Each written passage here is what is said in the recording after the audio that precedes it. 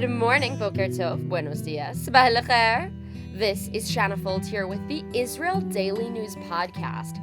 I'm here to give you the headlines so you can get caught up quickly. You're listening, so you're already on top of your game.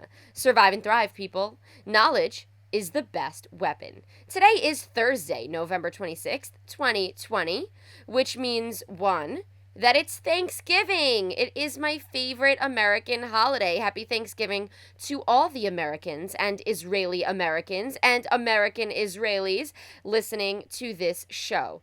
2, we have a special report coming out at the end because it's Thursday. And 3, we are on episode number 96, inching toward 100 episodes here at the Israel Daily News Podcast. We are calling on all our listeners to offer a sponsorship or contribution, which you can send over using the link in the show notes or by visiting anchor.fm/Israel Daily News /support. Now, let's get to the news.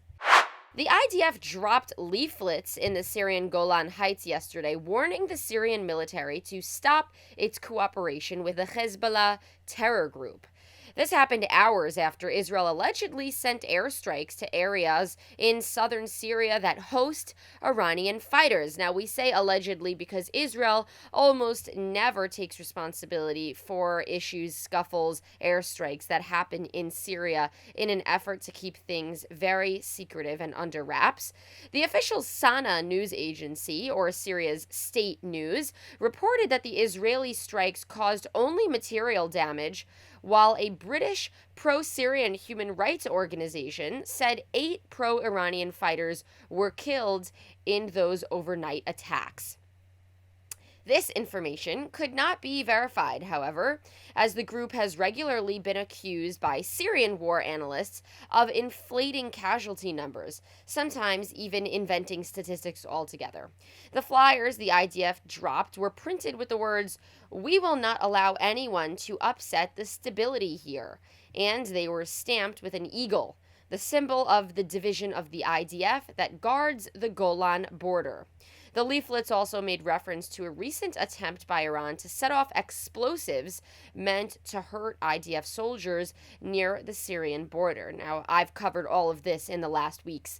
The IDF says that Hezbollah and Iran are using Syrian military sites, military personnel, and civilians to carry out their terrorist missions against Israel. It stated that permanent Iranian military presence in Syria is an unacceptable threat that Israel will be taking action to prevent. Speaking of Iran, 3 Iranians are on their way back home after having been held in Thailand for allegedly attempting to bomb a slew of Israeli diplomats who were there in 2012.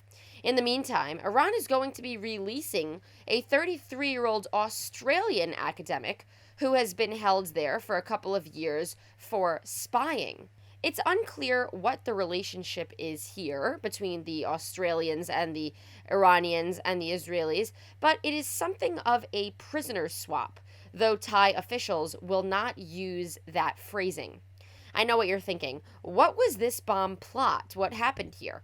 Well, according to the Times of Israel, it was revealed when an explosion popped off and tore up the Bangkok villa where these Iranians themselves were staying back in 2012. It's believed that the bombs were intended to hurt the Israelis, but they were detonated in the Iranians' own place of living at the time, so it totally blew their cover.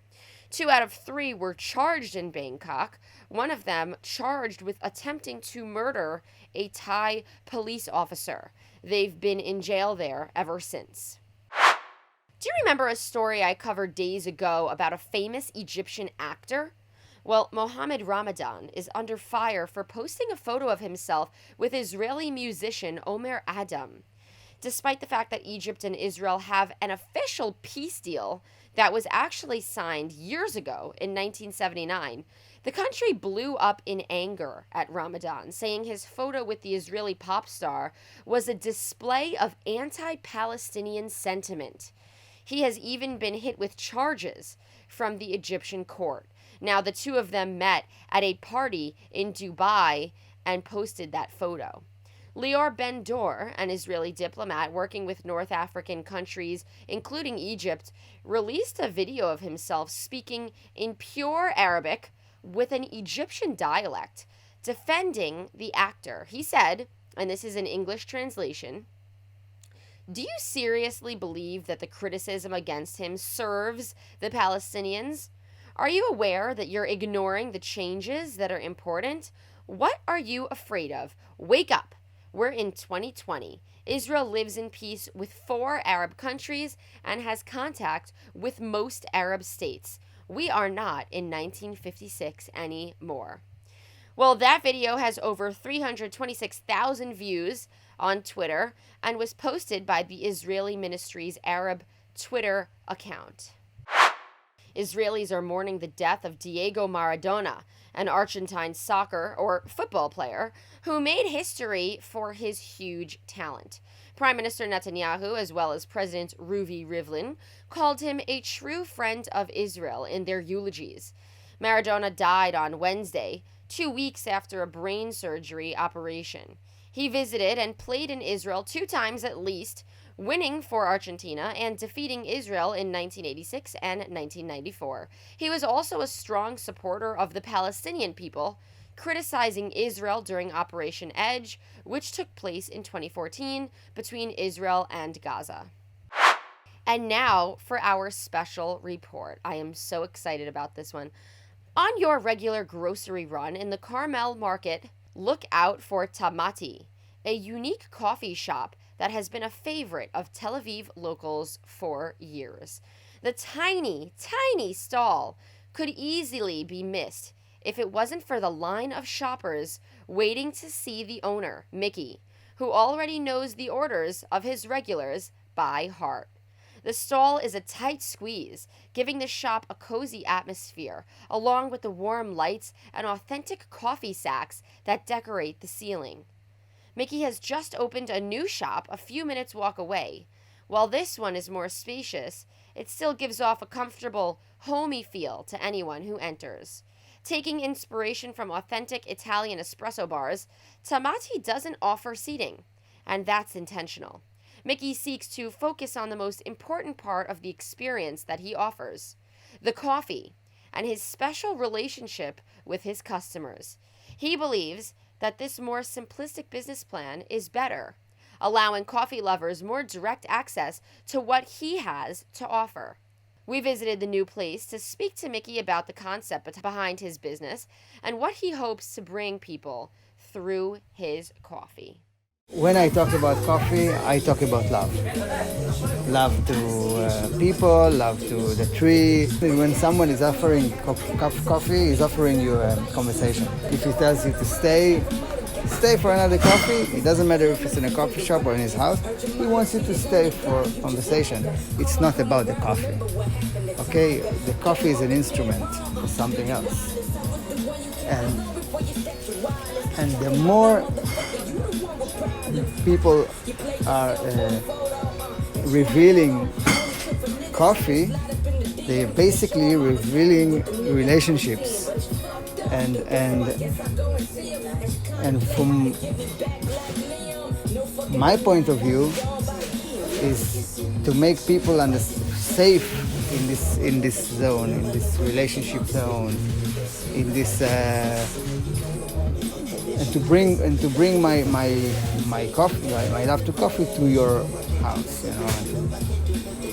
It will be a subject that you can go home and you say, oh, you know, I bought it at this shop, this small shop. You know, if you walk in the shuk, it's not inside the shuk. It's a little bit to the right, and you have to turn right again, and you probably won't find it, but you'll see someone else shouting, and you know it's not him. You know it's on the other side, and you look and you see this small shop with the bags, the coffee bags on the ceiling.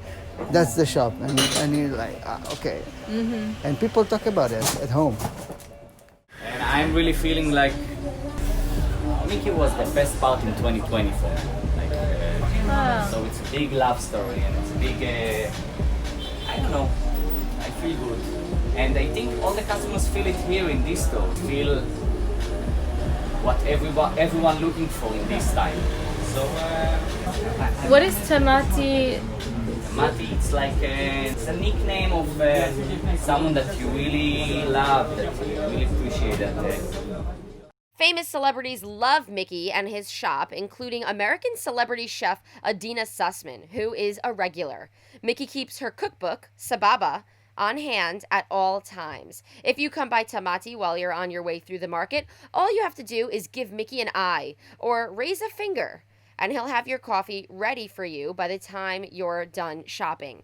Now, this story came to my attention when I met Adina Sussman outside of his shop. I was walking by there. I stopped. I saw two friends sitting outside. I stopped to have a conversation. They were sitting on some stools or some barrels, actually, drinking a coffee. When I stopped, I started to chat. I was actually talking about my podcast when Adina Sussman stopped and said, I would like to listen to a show like that. And I turned around and I said, are you Adina Sussman? And she said, yes, I am. And I said, wow, I'm a big fan and I've been waiting to meet you here in the Carmel Market. So that was quite the experience. And then I had a second experience where I was walking by and I saw a friend of mine sitting on a public seat that was actually nailed into the ground of a block away from this shop. And as I saw her, a young man, an employee of Tamati, came by and handed her a coffee. I thought it was the coolest thing. He brought it over to her. He knew she was sitting there, and he came over and gave her the coffee. She paid for it right then and there in cash. He brought her back her change. And I sat with her and I said, you know what? I'll have myself a coffee too. And I sat down like two friends in the middle of a pandemic with plenty of social distancing between us. And we chatted. And that is how I came to know that Mickey is a staple of the Carmel Market. And everyone seems to know about him. Special thanks to Candace Cohen, who went in and did some investigating after I discovered this place and wrote this story. Great work, Candace. All right. Well, that's it for today's news. Today is Thursday, November 26th, 2020. Tel Aviv has a low of 14 degrees Celsius and a high of 18 degrees. That's 57 degrees Fahrenheit for the low, going up to 65 degrees for the high. The rains are wreaking havoc on communities around Israel right now. The pictures and videos are startling. Before we go, I want to wish all my listeners a happy, healthy Thanksgiving. I am so thankful for all the support that I've received while producing this show, and for the listeners who have sent financial support, and the letters that I've received in the mail, and the notes that I'm getting on social media. I am in the process of writing a mini book about this, which will be coming out in honor of episode number 100. Thank you to Carl Neff at SUNY Oswego Alumni's Department for highlighting me and my journey in a 40-minute podcast about my journalistic experience. If you want to hear it, you can find that link on my Facebook pages. Don't forget to subscribe to the Israel Daily News podcast on Spotify or Apple Podcasts or wherever you're hearing it from. I am everywhere. If you think this show brings you value, if you think it makes you more educated at the Thanksgiving dinner table, then send over a contribution. Today marks episode number 96. We're getting close to 100 episodes. There's a link in the show notes where you can send a $5 monthly contribution. The site is anchor.fm/Israel Daily News/support. Listeners to submit a donation of $5 per month for a year will receive a handwritten letter by me mailed to you with a special note and a poem inside. Listeners who send over a $20 monthly donation will get access to a one-on-one Q&A with me via Zoom. I am working on releasing a mini book to celebrate 100 episodes, and I'll be getting merchandise. I'll let you know about those offers soon. In these last 10 episodes, as we reach 100, please share the show with everyone you know. Special thanks to Candace Cohen, Jack Meltzner, and Orion Fitlovich for their contributions to the show. Look out for the Israel Weekly News Wrap. It'll be coming out tomorrow. If you want to get on the mailing list, you can go to israeldaily.news and sign up, or find that link in the show notes. I do a news wrap with the top 5 news stories from the week and the Cliff Notes version of my investigations from throughout the week. I send that out in newsletter form via email. I'll send you off today with 10 Shalva by Israeli-American artist Idan Tamler. Have a great and productive day and a Shabbat Shalom.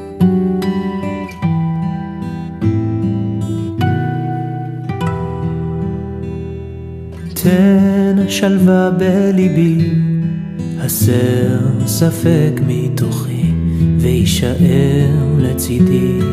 האר את עיניי ושים נר לרגליי, שצעד בעקבותיך.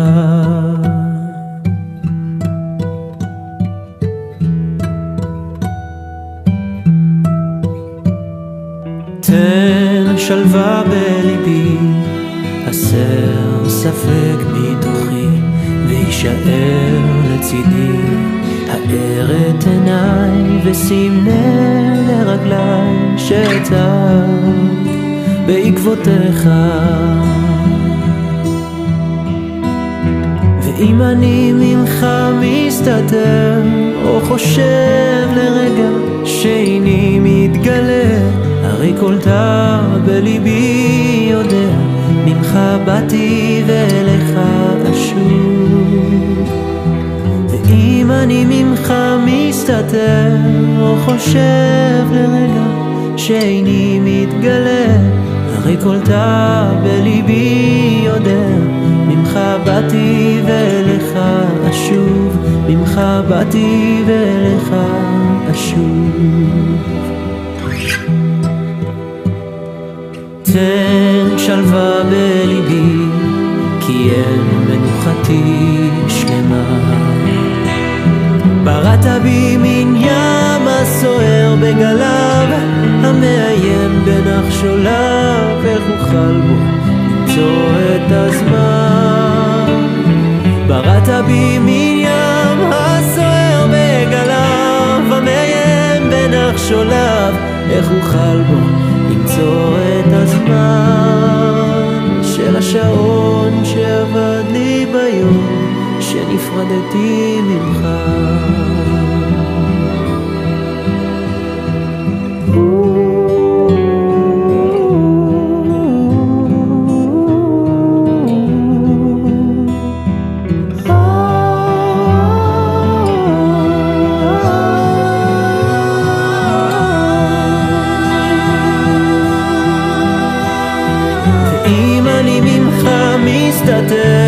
או חושב לרגע שאיני מתגלה, הרי כל תא בליבי יודע, ממך באתי ואליך אשוב.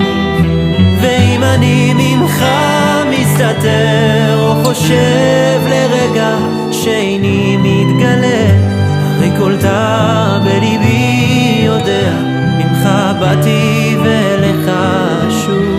ממך באתי ואליך אשוב.